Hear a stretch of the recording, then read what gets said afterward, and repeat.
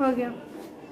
चलिए देखेंगे जो पार्ट 4 में हमने पढ़ रखेंगे आंकड़ों का प्रबंधन। इसमें ज़्यादा ये नहीं सोचना है कि वीडियो बोल रहे थे इसमें कोई ज़्यादा फांसी लगने वाला है ना। आप भी बोल सकते हैं या नहीं बोल सकते हैं। आंकड़ा जो है दो तरीका होता है, प्राथमिक आंकड़ा और गौण आंकड़ा। प्राथमिक आंकड़ा किसे कहते हैं इसके बारे में थोड़ा जानेंगे। अभी आपको मैंने पहले बताया कि जो में प्राथमिक आंकड़ा है, जैसे मानते हैं इस वर्ग कक्ष में यदि 40 बच्चे बैठे हुए हैं, 40 बच्चों का यदि वजन आप एक नोटबुक में राइट कर देंगे तो वह जो सूचना इकट्ठा की है आप उसी को प्राथमिक आंकड़ा कहते हैं। समझ आ रही है?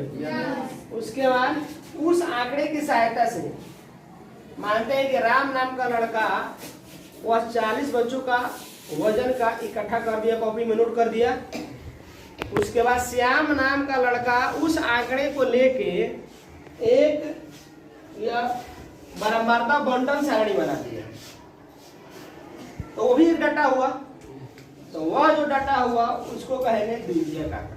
मतलब प्राथमिक आंकड़े की सहायता से जो आंकड़ा प्राप्त होता है या बनाते हैं उसे हम द्वितीयक आंकड़ा कहते हैं।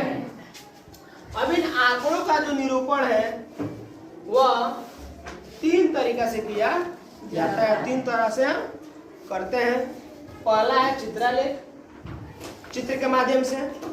दूसरा है दंडालेख, दंडालेख को ही आयचित्र भी कहते हैं। और तीसरा है वृत्तालेख। इन तीनों को बारी बारी से यहाँ हम समझा रहे हैं। जैसे मानते हैं कि यहाँ पर ऐसे गिलास बना रहे हैं,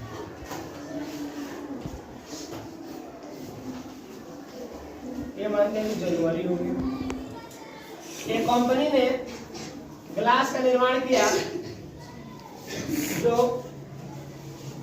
शीशे के उपयोग में हम लोग करते हैं, और यहाँ मार्का दे दिया कि एक ग्लास बराबर हो गया 1000, है ना। तो जनवरी में 4 गिलास दर्शाया गया। फिर फरवरी में मानते हैं 2 गिलास का फोटो बना हुआ है ऐसे। अब आपसे पूछा जाए कि कंपनी ने किस महीने में ज्यादा गिलास का निर्माण किया? जनवरी में। आप कहेंगे जनवरी में। आपसे पूछा जाए कि जनवरी में कितने गिलास का निर्माण हुआ? 4। तो 4 × 1000 मतलब पूरा बताइए 4000, नहीं ना हुआ? सबसे कम उत्पादन किस महीने में हुआ? फरवरी में। क्योंकि 2 मार्का दिया है। तो इस चित्र के माध्यम से जब कोई आंकड़े को प्रदर्शन करते हैं तो उसे क्या कहते हैं? चित्रालेख। चित्रालेख क्या कहते हैं? चित्रालेख। अब आपको समझना है दंडालेख। मानते हैं कि कोई आंकड़ा दिया हुआ है और उसको आप लोग क्रिकेट देखते हैं, तो क्रिकेट में कभी कभी ऐसे दिखाई देता है और यहाँ पे बॉल को डॉट डॉट दिखाता है जो विकेट गिरता है ना। यहाँ पे रन दिखता है और यहाँ पे विकेट। ऐसे टीवी में कभी कभी आप देखते हैं, फटक से आता है और हट जाता है। वो क्या दर्शाता है?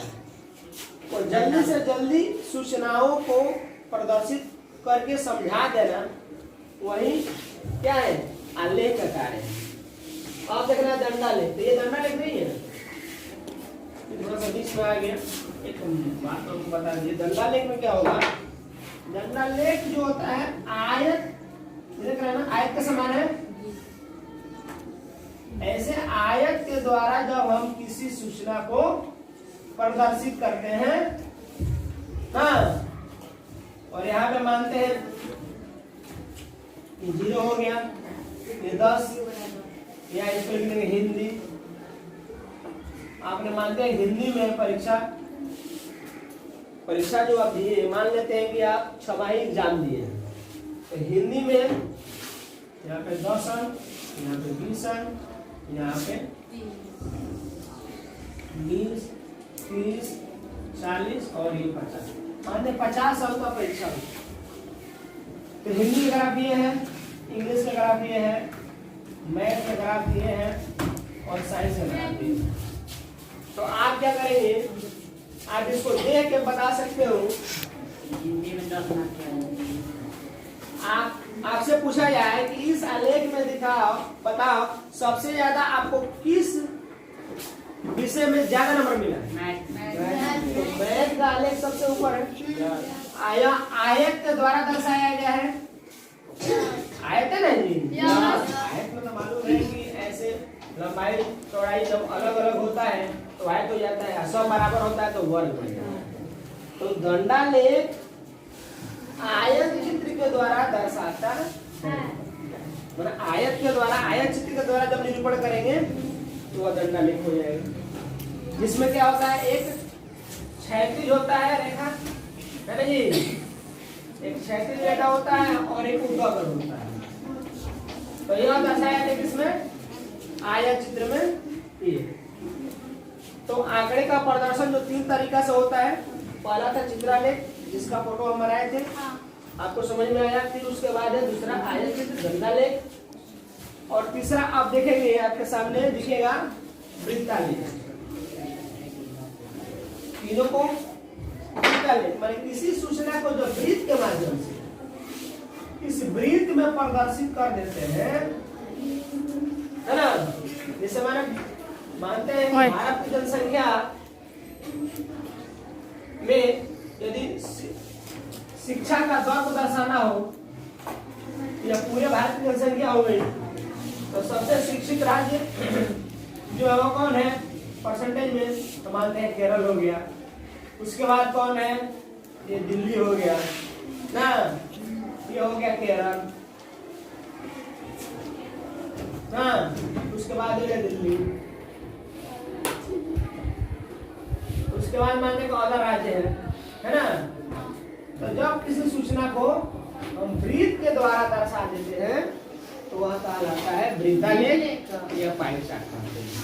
बात समझ आ गया। आलेखों का प्रदर्शन 3 तरीके से होता है, आपको याद हो गया, चित्रालेख, दंडालेख, वृत्तालेख।